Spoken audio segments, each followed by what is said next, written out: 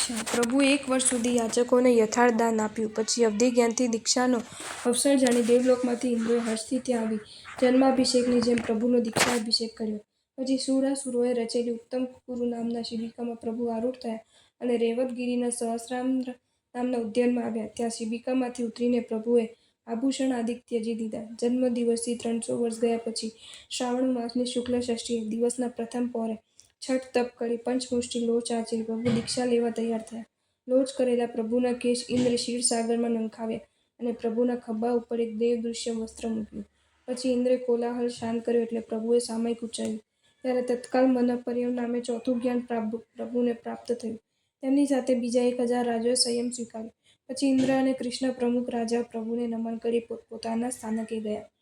બીજે દિવસે નજીકના ગોષ્ઠની અંદર વરદત્ત બ્રાહ્મણના ઘેર પ્રભુએ પરમાનથી પારણું કર્યું. ત્યાં દેવતાઓએ 5 દિવ્યો પ્રગટ કર્યા. પ્રભુએ કર્મનો ક્ષય કરવા માટે ત્યાંથી વિજય વિહાર કર્યો. વ્રત લીધા પછી 54 દિવસ ગયા ત્યારે પ્રભુ પાછા સહસા વનમાં પધાર્યા. ત્યાં નેતરના ઝાડ નીચે ધ્યાનમાં રહેલા પ્રભુને અશ્વિન માસની અમાવસ્યાએ ચંદ્રચિત્રા નક્ષત્રમાં આવતા ગાતિક્રમનો ક્ષય થતાં કેવલ જ્ઞાન ઉત્પન્ન થયું. તત્કાળ ઇન્દ્રો આસન ચલિત થવાથી હર્ષ વડે ત્યાં આવ્યા. તેઓએ સંવત્સરણ રચ્યું. પ્રભુ તેમાં બિરાજ્યા. ઉદ્યાનપતિએ દ્વારિકામાં આવીને કૃષ્ણને પ્રણામ કરી વધામણી આપી કે શ્રી નેમિનાથ પ્રભુને કેવલ જ્ઞાન ઉત્પન્ન થયું છે. તેને ઉચ્છેદ દાન આપી દશે દશામાં માતા બંધુ રાજીમતી પુત્રોની સાથે કૃષ્ણ ઉત્સવ સહિત ગિરનાર ઉપર આવ્યા. ત્યાં પ્રભુની પ્રદક્ષિણા કરી નમી સ્તુતિ કરી ઇન્દ્રની પાછળ યોગ્ય આસને બેઠા. બીજાઓ પણ યથા યોગ્ય સ્થાને બેઠા.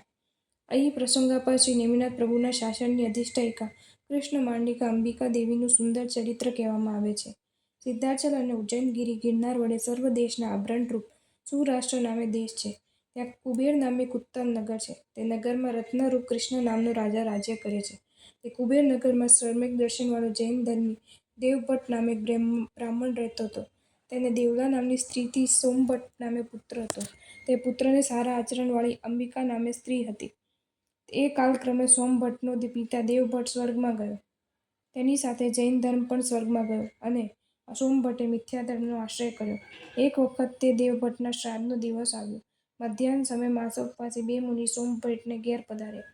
તે મુનિઓએ જોઈ અંબિકા હર્ષ પામી. અનંત ભક્તિથી મનમાં વિચારવા લાગી કે આજે પરમદિવસ મારા અગણ્ય પુણ્યથી આ 2 મુનિઓએ મારા ગ્રહના આંગણના પાવન કર્યું છે. યોગાનુયોગ અત્યારે મારી સાસુ ઘેર નથી.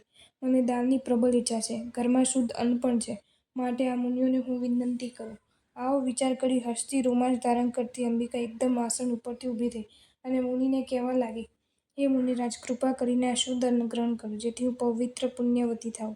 તેના ચિત્તની અને અન્નની શુદ્ધિ જોઈને મુનિએ તેની પાસે પાત્ર ધર્યું એટલે અંબિકાએ હર્ષથી તેમાં અન્ન ભરાવ્યું. બંને મુનિએ ધર્મલાભ કર્યો. બંને મુનિ તેના ઘરમાંથી ચાલ્યા ગયા. અંબિકાએ આપેલું મુનિદાન જોઈને જાણે મૂર્તિમાન કૃત્ય હોય તેવી કોઈ કલહપ્રિયા પાડોશણ તત્કાળ ઊંચો હાથ કરતી પોતાના ઘરમાંથી બહાર નીકળી.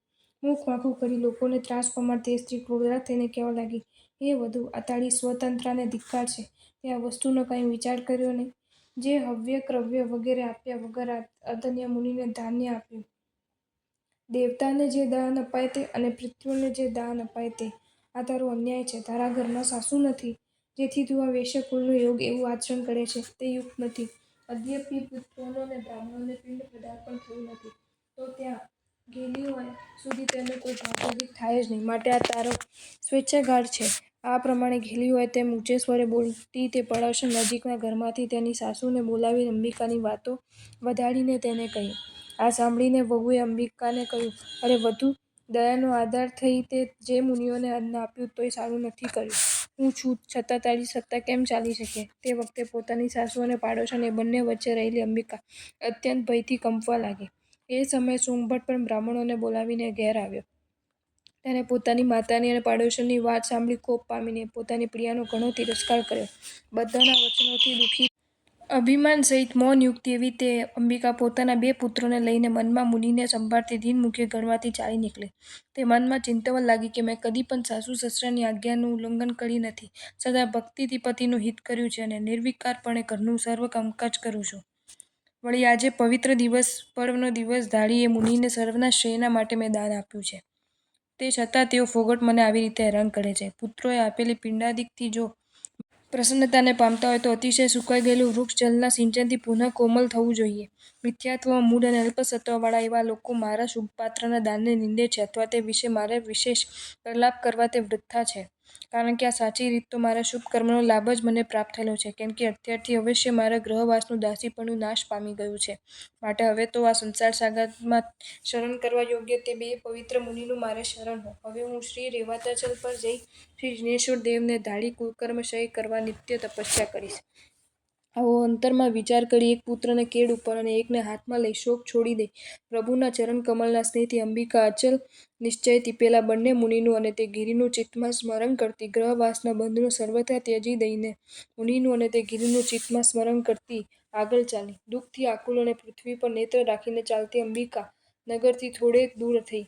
એટલામાં જ જે બાલ પુત્ર કેડ ઉપર તેડ્યો તે રોવા લાગ્યો. અતિ તૃષા લાગવાથી તે શિશુ પાણી પાણી પુકારવા લાગ્યો.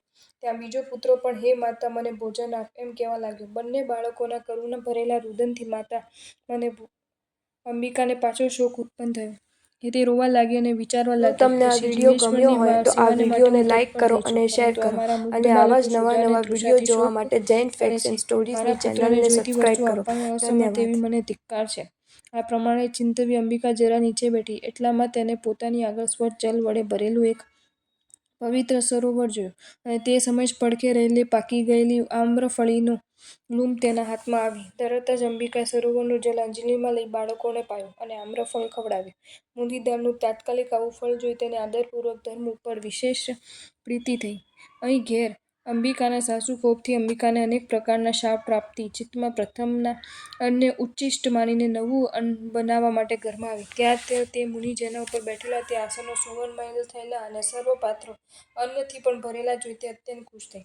તે સમયે આકાશમાં વાણી થઈ કે અરે ક્રોધી સ્ત્રી, તે મૂઢ થઈને અંબિકાને દુભવી છે. તેને જે અન્નદાન આપ્યું છે તેના સુખકારી ફળનો માત્ર અંશ જ મેં તેને બતાવ્યો છે અને અંબિકાને તો તેના સુખકારી પરિણામે સુરેન્દ્રને પણ પૂજવા યોગ્ય એવું ઉત્તમ સ્થાન પ્રાપ્ત થશે. આવી આકાશવાણી સાંભળીને જાણે ભય પામ્યું હોય તેમ અંબિકાની સાસુ ઘરની બહાર નીકળી પુત્રને કહેવા લાગી કે પુત્ર, અહીં ઘર ધન ધાન્યથી ભરપૂર થઈ છે તે જો, અને હવે તારી વહુ પાસે ત્વરાથી જઈ પ્રાર્થના કરીને મારી પ્રીતિ માટે પાછી લઈ આવ અને તેનું સન્માન કર. મૂર્તિ વિનાના દેવાલયની જેમ તેના વિના મારું ઘર અને હૃદય મને શૂન્ય લાગે છે. આ પ્રમાણે માતાના મુખથી વાણી સાંભળી તેના સ્નેહ અને મોહથી ઉત્સુક થયેલો સોમદેવ તેને પગલે પગલે વેગથી ચાલ્યો. આગળ જતાં વનમાં સોમદેવે બે હાથમાં પુત્રોને ઉપાડીને ફરતી અદ્ભુત પ્રભાવવાળી અંબિકાને જોઈ. એટલે એને અસ્ફુટ વર્ણન થયું. બાલ, એક ક્ષણવાર મારી રાહ જો, હું આવું છું. તે સાંભળીને આગળ ચાલતી અંબિકાએ મુખ કમળ પાછું વાળીને જોયું. ત્યાં તો તેને સોમદેવ ભટ્ટને પોતાની પાછળ આવતો જોયો. એટલે તે વિચારવા લાગી કે અરે મારો કોઈ અકારણ વેરીએ પ્રેરેલા તેઓ ક્રોધ કરીને મારી પાછળ આવે છે. હવે આ વનમાં હું કોનું શરણું લઈશ? એ નિર્દય પુરુષ હમણાં જ મને બલાત્કારે પકડીને મારથી હેરાન કરશે. અહીં કોઈ પણ મારો ત્રાતા નથી. અથવા અહીંથી જઈને ગ્રહવાસમાં દાસવૃત્તિએ રહી મારી જીવવાની ઈચ્છા શા માટે રાખવી?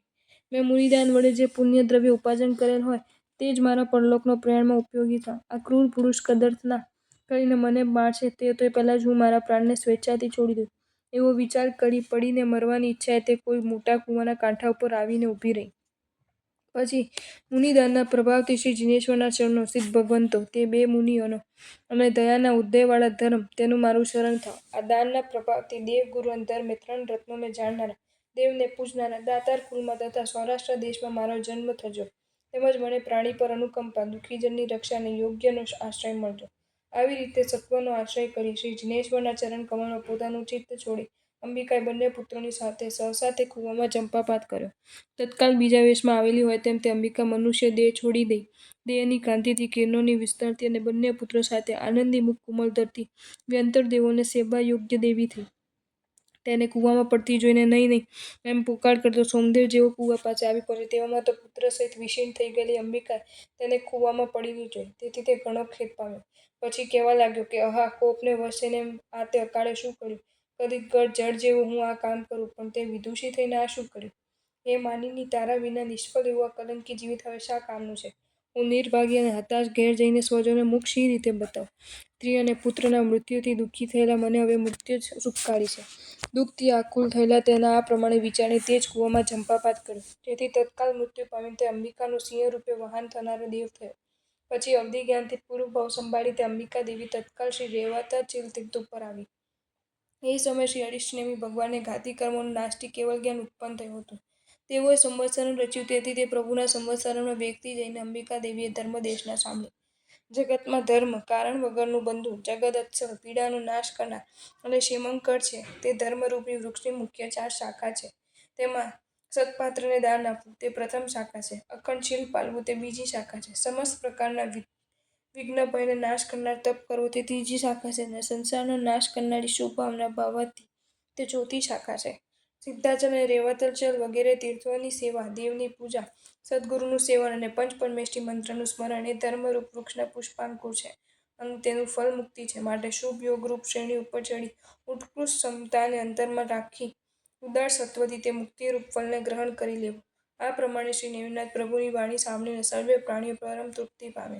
તે સમયે વરદત્ત રાજાએ વૈરાગ્ય પામી 2000 સેવકોની સાથે વ્રત લીધું અને પરમાત્માના 10 ગંધર્વોમાં પ્રથમ ગંધર્વ થયા. યક્ષિણી નામે રાજાની પુત્રી બીજી સ્ત્રીઓની સાથે પ્રવર્તિની થઈ.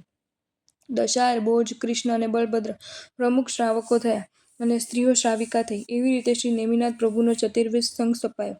પછી પ્રભુના મુખથી અંબિકાનું ચારિત્ર જાણી ભક્તિવાળા ઇન્દ્રે તે અંબિકાને શ્રી નેમિનાથ પ્રભુની શાસન દેવી સ્થાપી. જો તમને આ વિડીયો ગમ્યો હોય તો આ વિડીયોને લાઇક કરો અને શેર કરો અને આવા જ નવા વિડીયો જોવા માટે જૈન ફેક્ટ્સ એન્ડ સ્ટોરીઝની ચેનલને સબસ્ક્રાઈબ કરો. ધન્યવાદ.